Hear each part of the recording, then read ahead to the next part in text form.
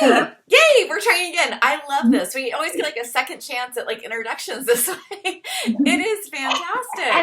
I wasn't creepy this time, so it was good. And apparently my school's internet allows it. Yay! So, I mean, I love the double tasking with your job. I'm so Mm. impressed that you have one thing that I can't even pronounce, and endometriosis and everything else, and you're a school counselor, and you run Rare. I mean, Kristine, Oh, you're I mean, awesome. I I mean, I have to admit, Rare has become just like therapy.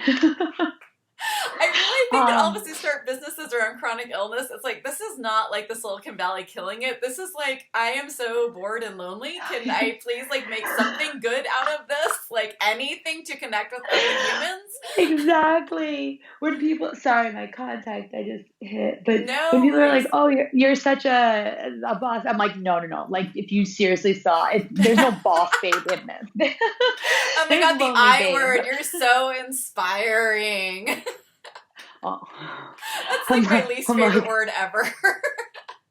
I hate that. I'm like, I'm just trying to get on a yacht right now because, like you said, something good has to Yep, happen. just I need some sort and it's like that weird like I don't even know where you are right now, but like it just there's always this narrative around getting sick and having everything taken away where it's like there has to be a reason and then it has to be something you build from that. And I want to get as far away from that idea as possible because there's no shade and nothing wrong with like having a nervous breakdown over like whatever's going on in your life.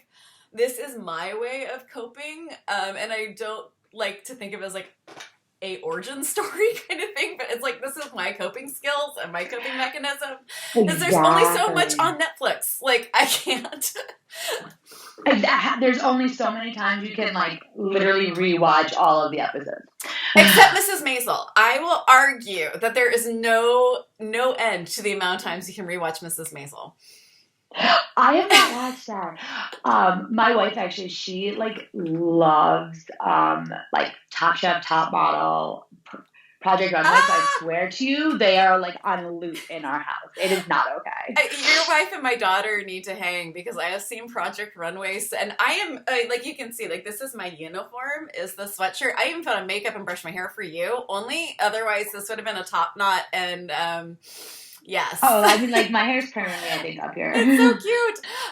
Yeah, my daughter is super into those shows, and then we are Drag Race fans. We watch Drag Oh Race. my gosh, we could have an entire hour long talk I on mean, Drag Race. hey, we could totally And do that. Kuros, my other co-host, he even got me Bianca Del Rio's signature, so it was oh, like, we have it too. That's that's my wife's favorite queen, and so um we've like gone to see her several times. We saw her in New Orleans. oh, you're killing We me. met we met her twice. So I mean, we are huge Drag Race fans.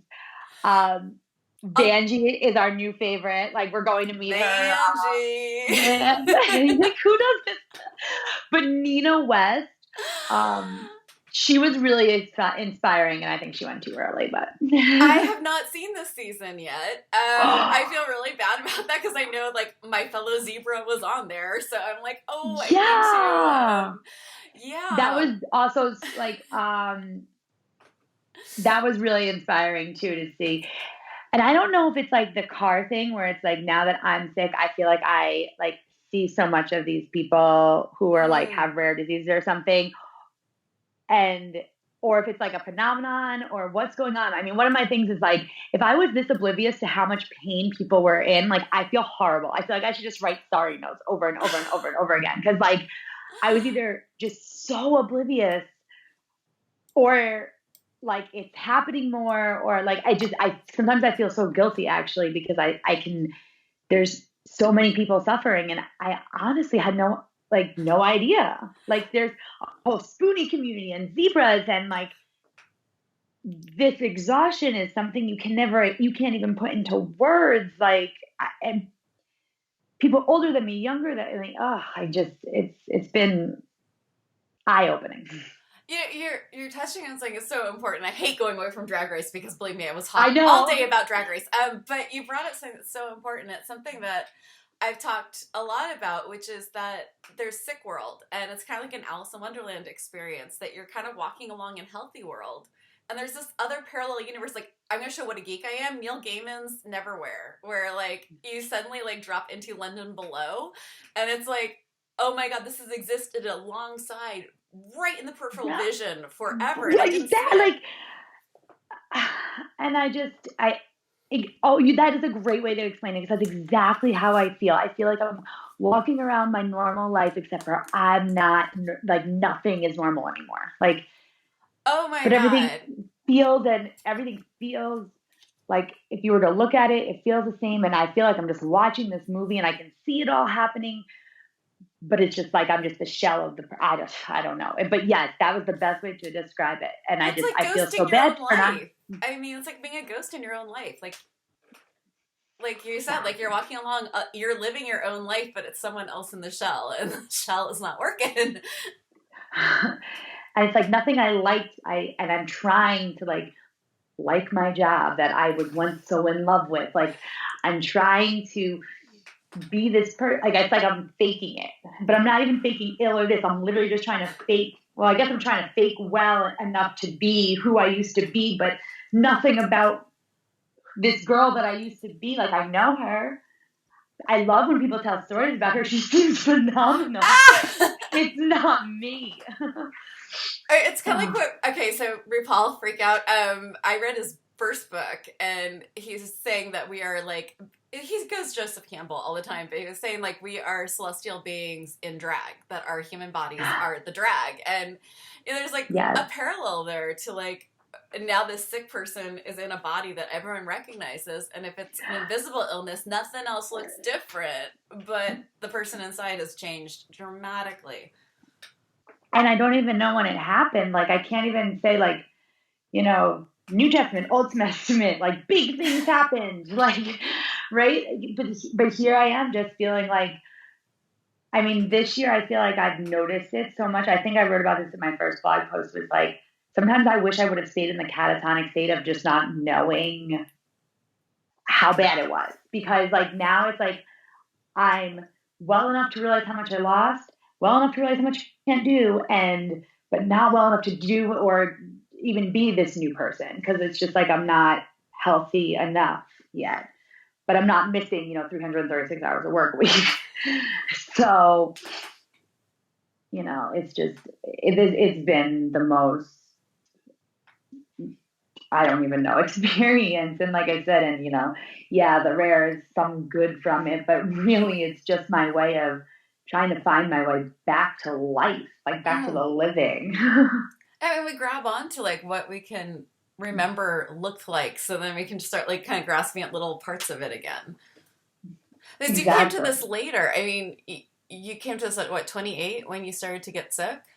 So Yeah. you'd already educated yourself for a certain career. You'd already started a certain career, and like that blows my mind. I've been sick since I was 8, so I really planned my Oh, life wow. around like, okay, so I need to plan for, I go to school to be an English teacher. That didn't work out. I was able to plan things around my illness, Hmm. knowing that it was going to get worse. Not knowing what it was, just knowing it kept getting worse. Yeah. So, like for you, you had my dream job, by the way. Like school counselor was like my thing. Like I just wanted to be Oh. so badly. So, tell me about like how this all worked out. You went to school, everything seemed okay, and So, I mean, I can't tell you that I never even got strep throat, really. Like, I wanted to be sick when I was younger because I wanted to stay home. I those never me missed really days. had, yeah, like I never had a fever. Like, my mom was like, I was always like kind of abnormally healthy, never broke a bone, like not, nothing of that nature. And so went about my life, went to college, was pre-med, went against my parents' wishes, became a social worker, then, went to grad school and, you know, I'm sorry, but how did uh, I want to help people go against your parents' wishes? That's tripping me up a little bit. my parents wanted me to be a doctor so bad. And like, I just had a thing for science. And like, that's the other thing too, is like, I had a memory, like a very scary memory. Like, it was just so good. Like, I could be like, I mean, I scored 100 on my high clinic. So you have to have one license to practice social work, and you have to have another license to have like a private practice and stuff. And so like when I was getting my higher license, I got 100 on it because I could literally, as long as I wrote things out, it's like I could remember. I could remember where I Like I could visualize every word and writing it and stuff. It was just the weirdest thing. That is long gone, by the way. I can't remember what I'm wearing, and I'm wearing it, and I'm looking at it. So You just haven't quite hit that that until you're walking around trying to find your glasses that you're wearing. Most of the time, I can't even tell if like I'm like, are my contacts in? Like, because everything's really blurry. Yeah, it's like I was dating men. I mean, like, because So something's changed. yeah, like, well, like I said, I mean, I never thought, like, it's never like even like I could be like, oh, I had these feelings. No, I really enjoyed my men life and my friends. I had, great friends and friends since high school, friends since elementary school. So the fact that they're like, this is even a thing, I guess, that they're, didn't say bye. Like, people, it's so funny because people just do, they think you're lying, or they think, they get tired of it. I mean, my friends have been my friends since third grade. Like those have been my core people. But anyway, so, finished grad school, like said, one license, the other license, worked for Child and Family Services, moved down to DC with my ex, actually. He was going to law school. I worked at Child and Family Services. Everything fine. Went to a law firm, worked at a law firm for a little bit, and then ended up in schools and completely found my niche with social work. I liked the other disciplines of social work, but there was just something about the fast pace of high school kids. It was like, I called it forever high school. It was wonderful. Like I loved it. Did that for 2.5 years. Then I became the director of like 3 different schools. Great. Everything is like still, like I said, this is like, I'm progressed. Life is going the way, the trajectory. My ex and I broke up. My best friend down here, who's now my wife, we always had a very special connection. Like, I can't tell you, I really did. I know people say like it's biological. It's not. It wasn't biological for me. Like, it was literally just an active choice. And I don't know if it was some divine intervention, because I don't know if anybody else could have gone through the last 2 years with me. Like, so so we fell in love. And so this was in 2016. And then my job wanted me to do some things that I just wasn't like really okay with.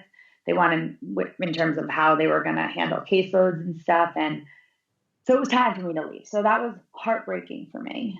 So then from there, I got a job here. I went to the public sector, in public school, and I went down to elementary school. Very different, very much slower pace. And I was devastated. Like I used to hate the weekends because I wanted to go back to work so bad.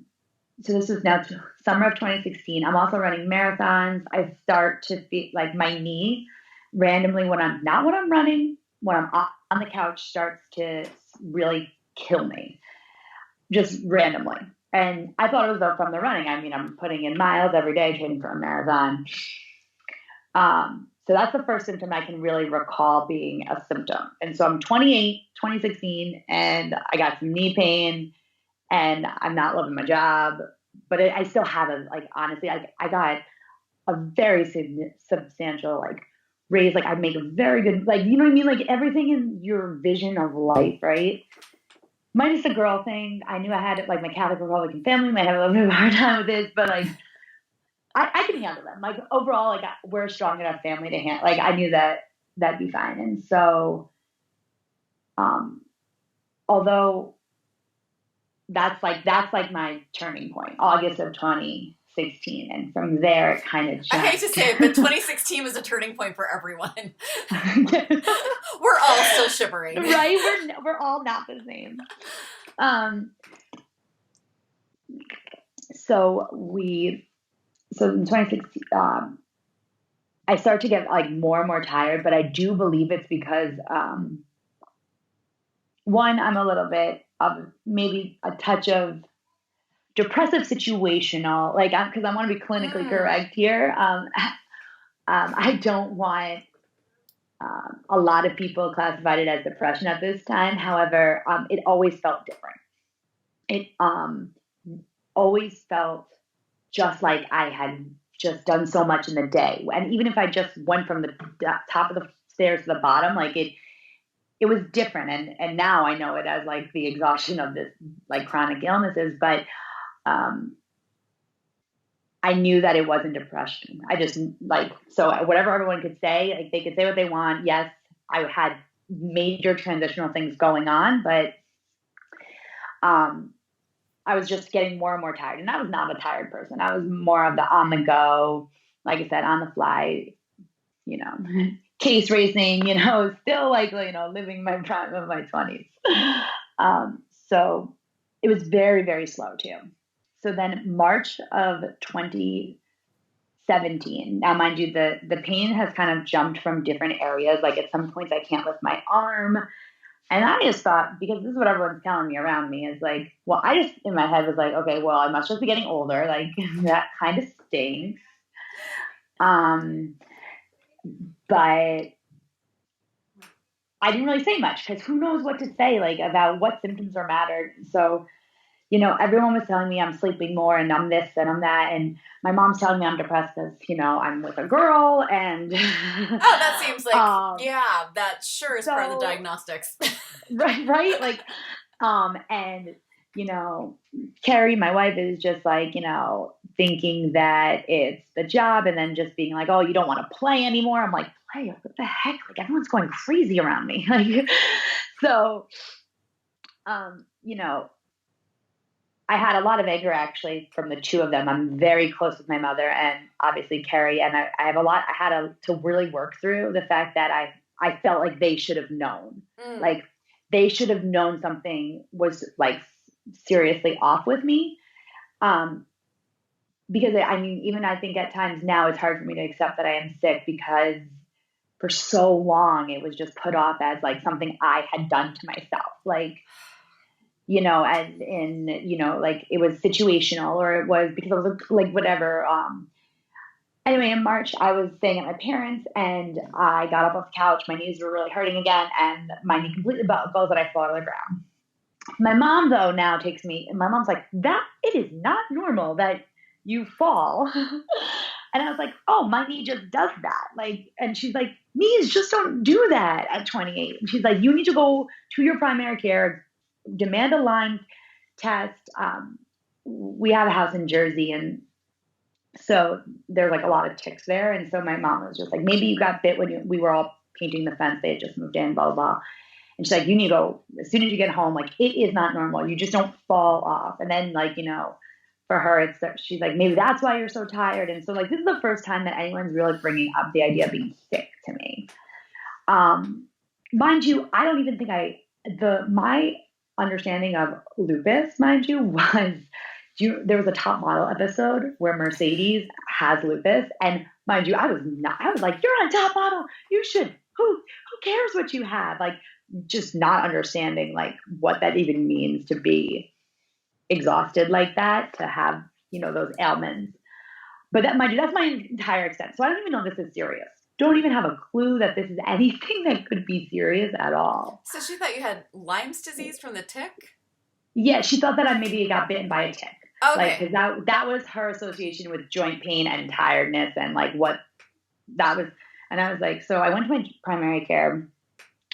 I told them about the joint pain and I told them about this. I was like, but I'm exhausted. I was like, I don't care about the joint pain. I'll get over that. I was like, but something's going on like where I'm so tired all the time. And I was told that I'm a social worker and I'm a therapist and I have such great coping skills that I'm able to manage my own anxiety so much that now it's somaticized, basically. And mind you, I'm sitting there like, that's not really how somatization works, but you're a doctor and I'm sorry, I didn't mean to laugh, but like we always seem to like fine, yeah. We just start like, wow, you have the white coat and the stethoscope. I believe you. Like I mean, like, trust me, now I'm like, I hear you. I had this But like yeah, weird thing with that where it's like, oh, that doesn't sound right. That's not my experience in my entire life being in my body. But you went to medical school, you should know. Like I have this weird belief when they tell me something, even if it goes counterintuitive to everything I know about myself.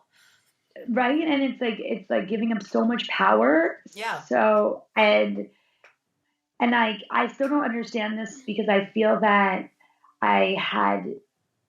He's like, well, what else is going on? Now, mind you, I have no idea about these autoimmune things or rare things. Like, so I'm just like, in my opinion, this normal girl who's just like got some real tired issues. Can you fix me? Give me some vitamin D. Let's go.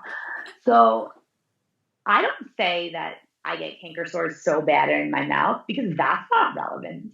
I don't tell him that like my hair is starting. Like I don't tell him anything except for my main complaint. I'm really tired all the time.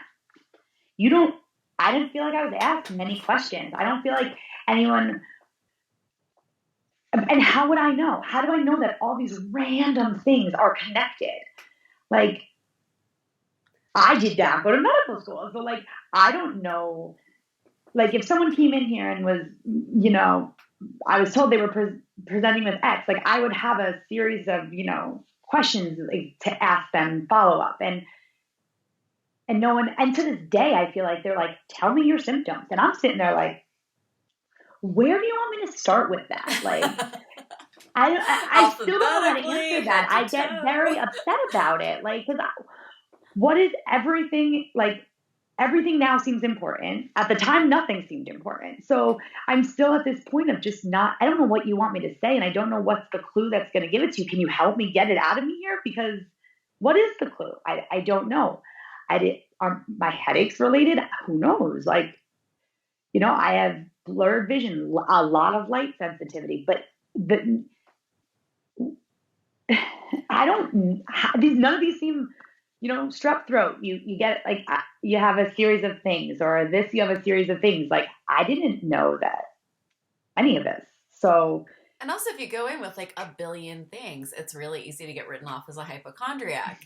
Like, and I didn't feel like I had a billion things. I felt like anything that was like manageable enough. The only thing that was not manageable enough, since my mom already made me go, I was like, oh, might as well address this tiredness thing. Like, but like everything at that point was manageable enough. Like, I wasn't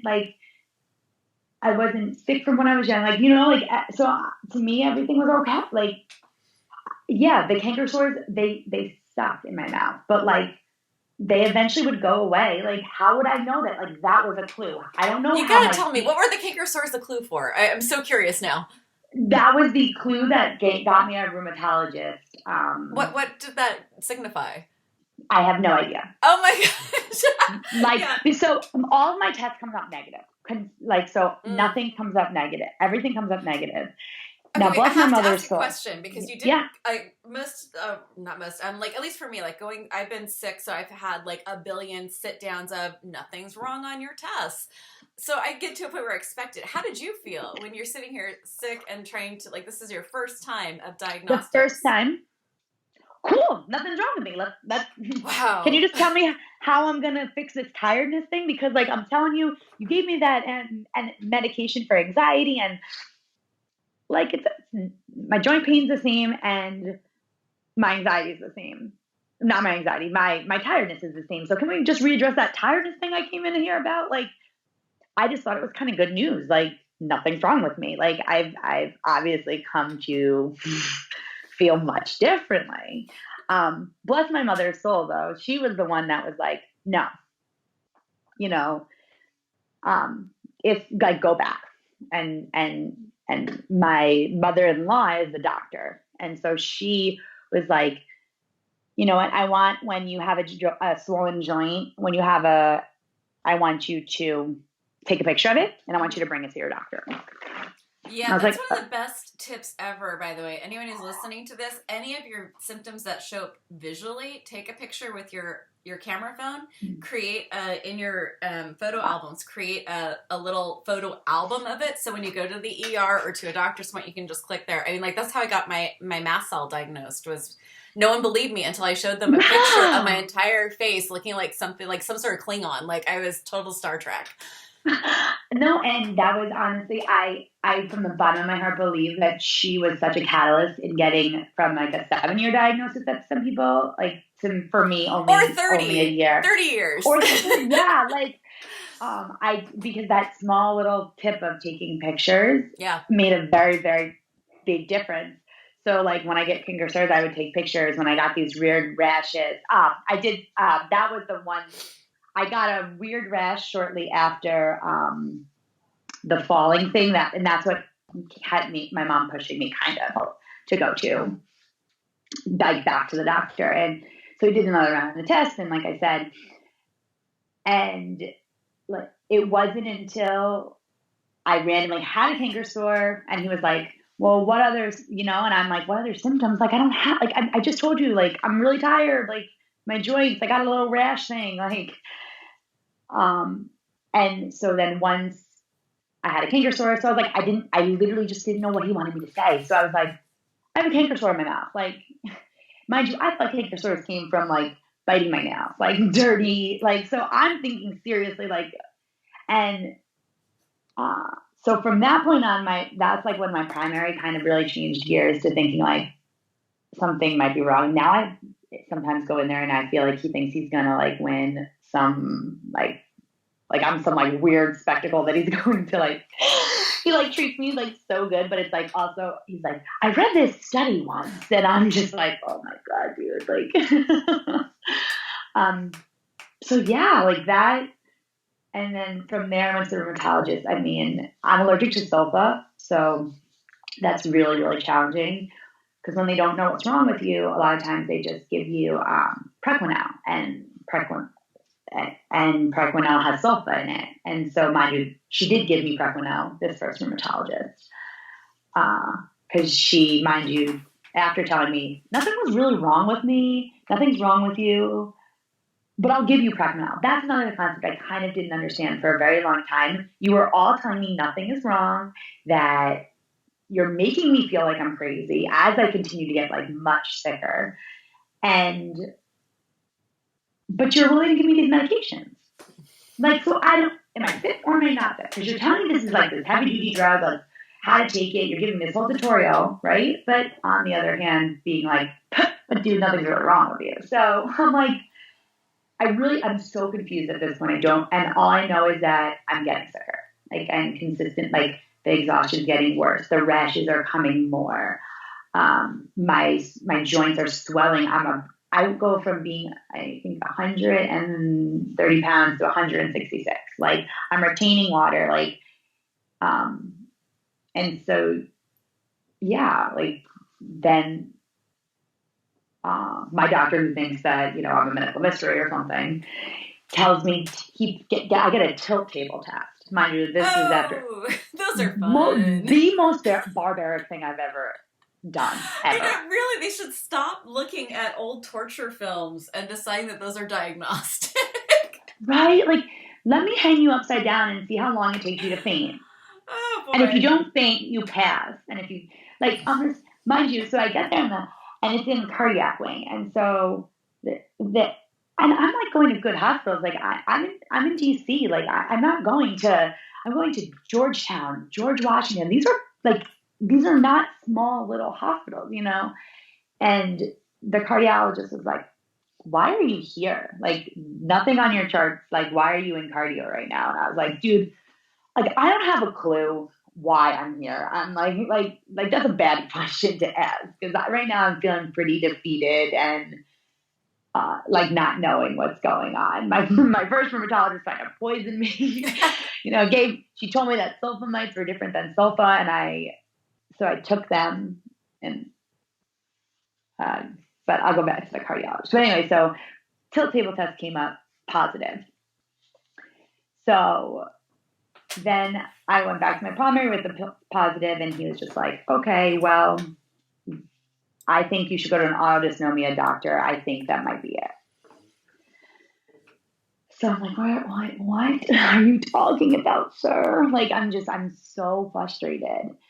And And that's, I think, the theme is just like I kept getting more isolated, more frustrated, and I didn't want to go to any more doctors because no one was telling me anything, and I didn't feel like I was being listened to. So, what was the point of going and feeling so awful when I left? And that can be the You hard know? thing for people around is to understand doctor fatigue. Or it's Mhm. like, I mean, I know people around would get frustrated with me when I was like, I can't see another doctor. And it's like, but they could help you. This next one could be the answer. And it's like, I'm not a gambling person. Like, I don't have any interest in gambling. And I'm perfectly fine leaving the slot table or the slots or the poker table. Like, I have to step back because it's depressing, sad, and takes my time. And I'm exhausted. And I need to just step away for 6 months. And that's actually like what I'm literally just coming out of. And that was, I mean, it was so hard for my family. I don't to understand that what like that I'm done. Like Yeah. I'm not fighting, but I'm done searching for an answer that is clearly not fair. Like they don't know. So it doesn't matter how many times we tell this story, right? It doesn't matter how many times you take my blood. The bottom line is that there's some protein that is attacking my body or multiplying my body, and they don't know which one it is. And until they know what protein it is, and then maybe we can start to talk, you know. And so they diagnosed you with, I'm guessing, POTS? No. So, I mean, unless I've never heard the term POTS. Oh, posterior orthostatic tachycardic syndrome. It's where you're... Nope, I have No. not gotten, no, Oh, no. I'm surprised. Okay, yes.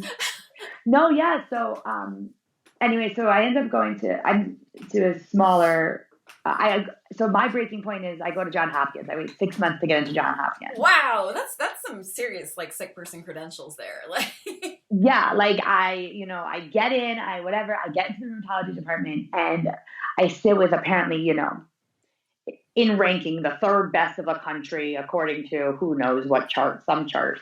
Anyway, so and I sit down and tell this whole story, and she's just like, and it's funny because at the time she said, you don't have this Sorgens, you don't have like all these things. You don't have seronegative lupus. You have, because that's a long time they thought maybe I had that because that's why it wasn't coming up, but I had all this other signs. She's like, you have undifferentiated connective tissue disease. Now, mind you, at the time, okay, wait, I need to understand. Is that like Ehlers-Danlos or what is well, and at the time, it was considered an unnamed disease. And at the time, it felt for me that she was stripping me of any bit of like label or a group or anything. Like it very much so felt like she shattered my entire world.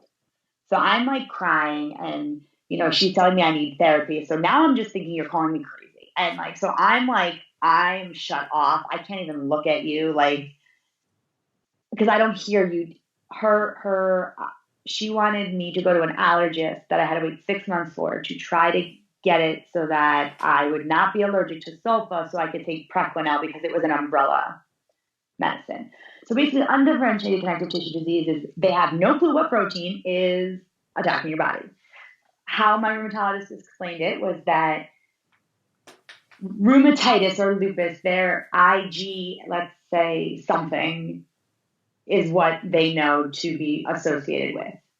And they don't know what protein is associated with this set of symptoms. And so it was originally considered an unnamed disease, and it was accepted into the rare disease just only a few months ago.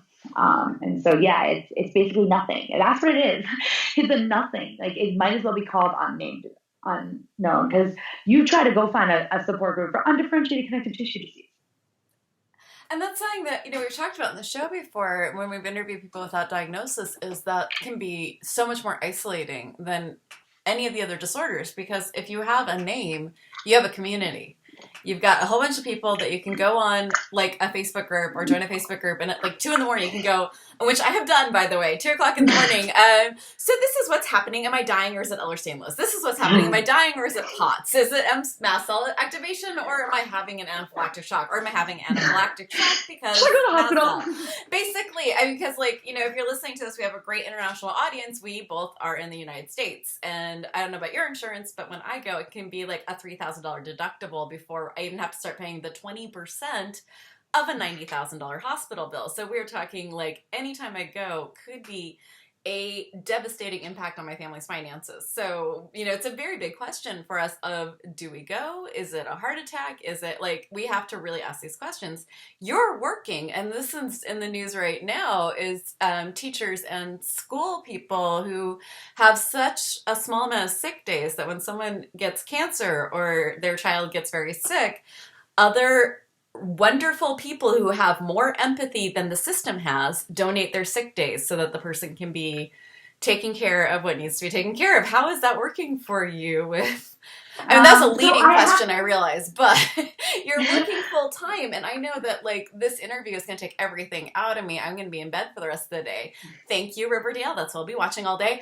But I when I was working in my 20s and I was as sick as, you know, really sick, it was really hard to try to fake it enough to even sit in a chair or to try to be present for my workday. How the hell are you doing this? I have to admit, like, and that's one of the main reasons too. I think I find so much solace in rare. Last year, I mean, I felt like a horrible daughter, a horrible wife, a horrible social worker. Like, I felt like I was failing at everything.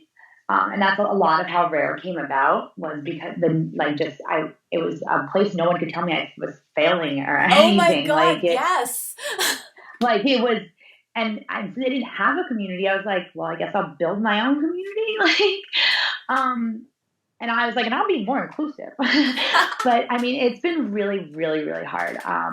I am fortunate that in the District of Columbia, we have 96 hours of leave on top of our school schedule. So we have very generous leave. Okay, I just need to tell you, everyone in New Zealand, in the UK, they just jaw drop because that is not generous in any other country. Like 96 hours of extra is not enough time to get your chemotherapy. It's not enough time to spend with your kid. Like everyone just jaw dropped, except in the United States, where everyone's like, "Where do I get this job?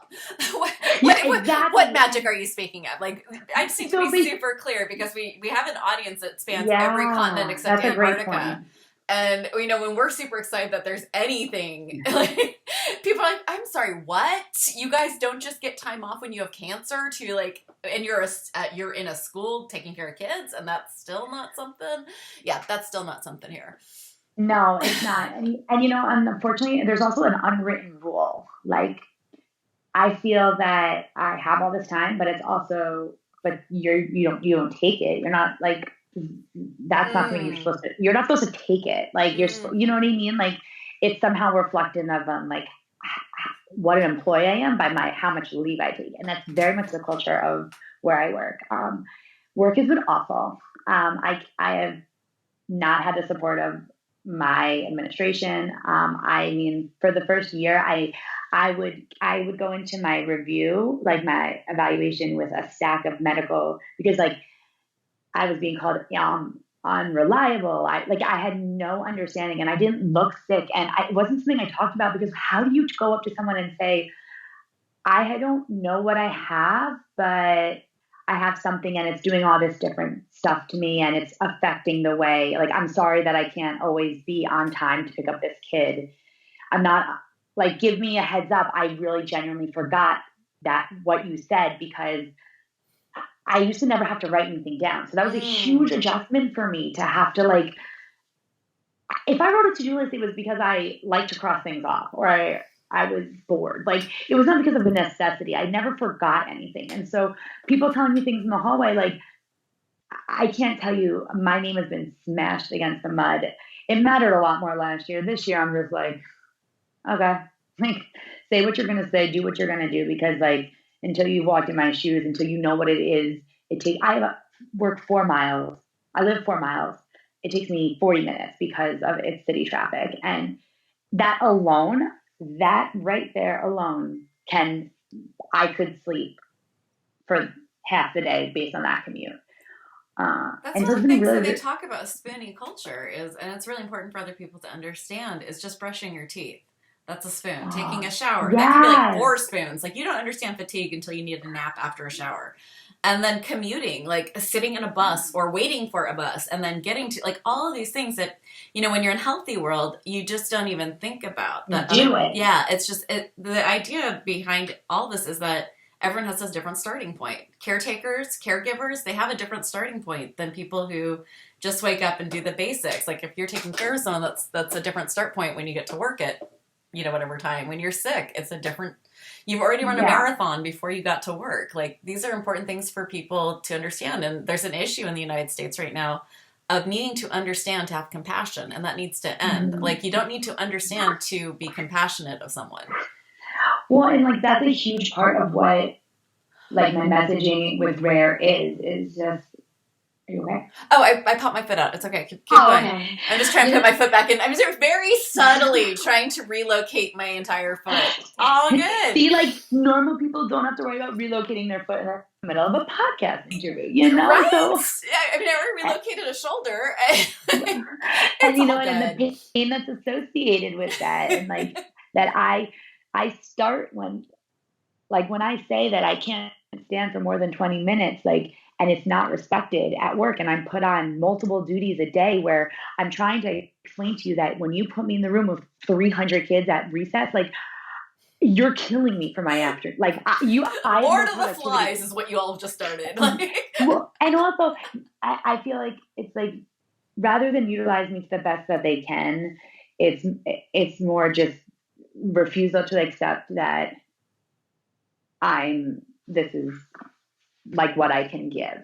I am on intermittent FMLA, which to me means nothing unless the government's going to come and sit and, check my boss every time that he is insensitive or he doesn't fire me, but okay, I'm punished in every other sense of the term. And that's what people don't realize either, is that there's no real protection with FMLA. No, and people think the ADA is this incredible thing that it's important. It was a first step, but there's no teeth to it. I called up to try to file a complaint because the building I had to go to once a week had the handicap spot in front of the stairs.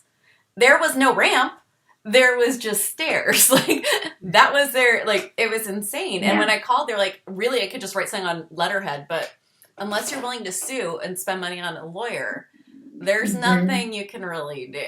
We can try to shame them, upset them, but there's really, you have to hire a lawyer. I'm great, because I'm already paying for my own physical therapy since the government refused, or my insurance is not willing to pay for it anymore. Not paying for a lawyer.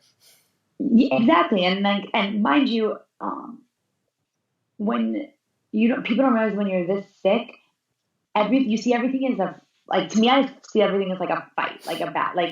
Do I really, just the thought of hiring a lawyer and going through what is legally whatever, to me, I'm just I don't care. Just let it go. To me, I'd rather, there's so many things that I don't have the fight to fight the fight of the stairs or the ramp. I don't have it in me. No, seriously, that's a real thing. And that's super important for people to understand or to forgive themselves for, is there is only so much fight that you have in you, because an argument is going to take everything out of you. And I've tried to explain this to my family. It's I'll say no 2 times. After that, I have no fight left. So either you're going to do what you're going to do despite what I've said, or you're going to respect my wishes, but I'm not going to keep doing this. We fought for my daughter to go to the school across the street from our house. They sent her to one 40 minutes away. And I fought for 6 months, and then I had to stop fighting. And I found she's now on an internet school. But people got mad at me for that. You should have fought to the end. Whole subtext, a good mother would fight to the end. I'm the good mother decided to be aware and alert enough to be there for her daughter rather than spend every ounce of energy I had on a fight I may or may not win. And I think that's such a great point because I feel like a constant battle I have is fighting for, like, I'm very much so like, I need to go with how I feel right now. Like, right now, I'm sitting, I can do this interview with you. Like, I'm going to try to get as much as I can out of this sitting up cognitively there, because what I have some very, very like I swear the protein is definitely attacking my brain or something, because like I'm just nowhere near the person I used to be. But also like I feel like a lot of times it's just blank. I stutter. I have so much. So if I feel cognitively like actually alert, like I usually want to soak up every minute of that. And so I can't plan for the tomorrows because I never know what that tomorrow is going to bring at Seriously. all. And you brought up a really good point. Like Sofia Vergara, I think, said something to this in Modern Family. I don't watch the show, but I saw this one clip that I loved, and it was this. I'm gonna break it down because I'm not gonna quote it. I will suck at that.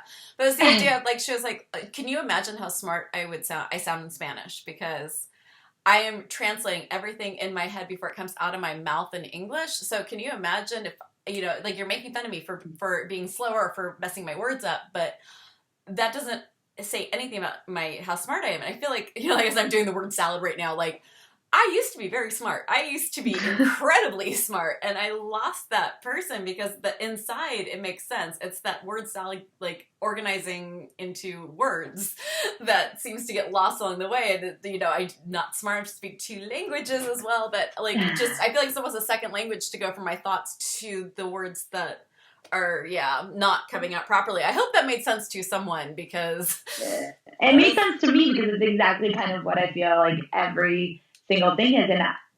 And that's just, again, a very isolating thing. I mean, God, I've had my boss literally excuse me from me reading my own clinical like findings, because he's like, you make us sound dumb, or like, and he's like, just in those words, like, he's like, I know, and like this year he's a lot of like, I know you've got like that sickness or something, so like, why don't you just only read what's on the paper?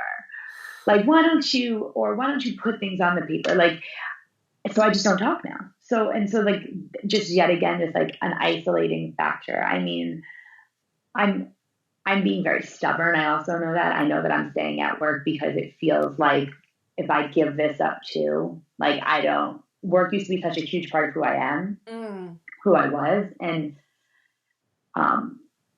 I definitely feel like if I give up social work, if I give up this, like, then I really like, I already don't like half the food I used to like. So, I don't enjoy half the things I used to enjoy. And like texting, I hate texting. I hate actually talking like to people.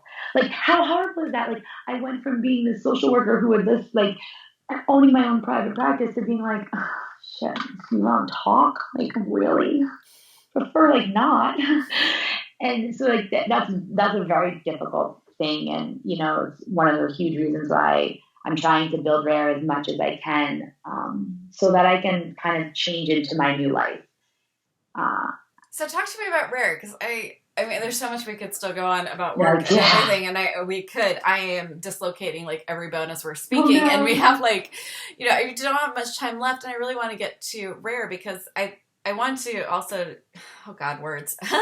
This is where I need my painkillers so bad. It's amazing when I get in pain how bad my English gets. But we were talking in the beginning about like the weird like idea that this has to be something, and we've been talking about like, no, our projects are about like making sure there's still a life after this, like after I can't do this. Like I've lily pad jumped from like teacher to professor to jeweler to can't do that anymore, to photographer, can't do that anymore, to illustrator, can't do that anymore, a podcast.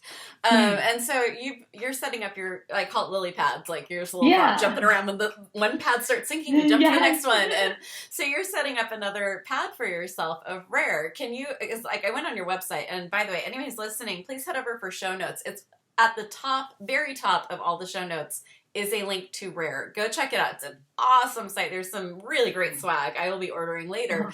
But tell me about this. What's the message? What are you doing on the website? Like, so like I said, I really started it because I know now I need to, I'm at the point where I can feel that I need some therapy, but for the most part, it's hard when you're a therapist to be like, I'm going to go to therapy, right? Because everything. So, but I knew I needed an outlet, and so I just started crafting. It was something I could do in my house by myself. I was never a crafter, but I bought everything off Etsy because I love small details. So I kind of just like, you know, started learning all these different things and, got, good at it and kept expanding it. And so going to a doctor's appointment, my wife and I were fighting, and I was 160. I had nothing to wear. And so I, of course, upset that,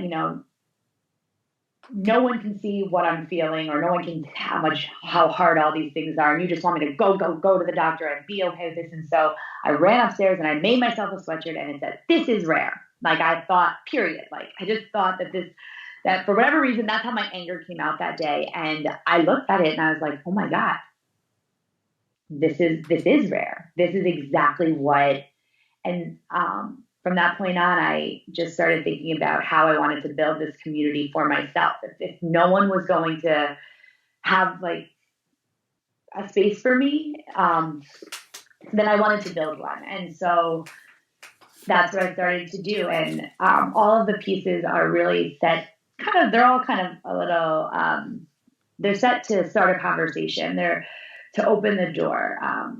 The whole idea that everyone's fighting a battle that we know nothing about. The listeners don't know, your joints are literally falling out. My feet are on fire. And you know what? Maybe the person that's next to you, they're getting a divorce. Like that's an invisible challenge and so hard. Addiction. So, addiction is a huge invisible challenge. Eating disorders, sexual assault victims, PTSD. The idea, I love the rare message, but there's also a very real fact that it's not that rare. Like everyone next to you is dealing with something you're not seeing. And that's where, I loved what you said about compassion in what you had written. And that's one thing, I'm not telling anyone who to vote for, and this is actually not a political statement, but Pete Buttigieg, Mayor Pete, talks about this idea of compassion and that we need to get to a point where we don't look at someone and make a decision about them. And the idea that you have to understand someone and understand what you don't have to understand to just be compassionate and be kind. Yeah. And you don't have to walk in my shoe to know that my shoes are difficult. And that's why from Rare, I branched and I started kind of the greater than campaign, which is just the idea that you are greater than blank. Fill it in. Yeah. Fill it in today. Fill it in for a period of time. It doesn't really matter. The idea that you are greater than your challenge. You are greater than, even if your challenge that day is just that Ben and Jerry's ran out of half baked. That some days can just be it. It doesn't always have to be monumental, but for you that might have ruined your day a little bit. And I wanted this idea that we always don't have to be comparing each other either. Cancer is not worse than this. It's not worse than this. I often find that if I said I had cancer, that I would get a lot of compassion. When I say I'm going through chemo right now, and it's a different chemo but if I say I have chemo today, it's brushed off because it's not cancer. I feel, and that's cancer, just fill it in with any other known, really more upfront. People talked about car accident. I wish this pain was from something that I could point to the date of injury, and then everyone goes, "Oh, okay, yeah, I get it." Yeah. How do you explain that your life slowly slipped away and I didn't even notice it? I literally was that's one of the most beautiful sentences I've ever heard. Yes. And so my whole messaging with Rare is about like I said, the greater than. My hope is that eventually it will continue to grow, and every month I'll be able to give to a specific So in June, I'm going to give to a youth shelter that does LGBT. So I'm going to, greater than hate is my June campaign. Greater than lupus I did in May. April I did sexual assault, and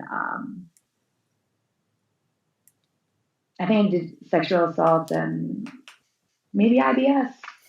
But the whole point just being that fill it in the blank. It doesn't really matter because you're greater than it. And you know what?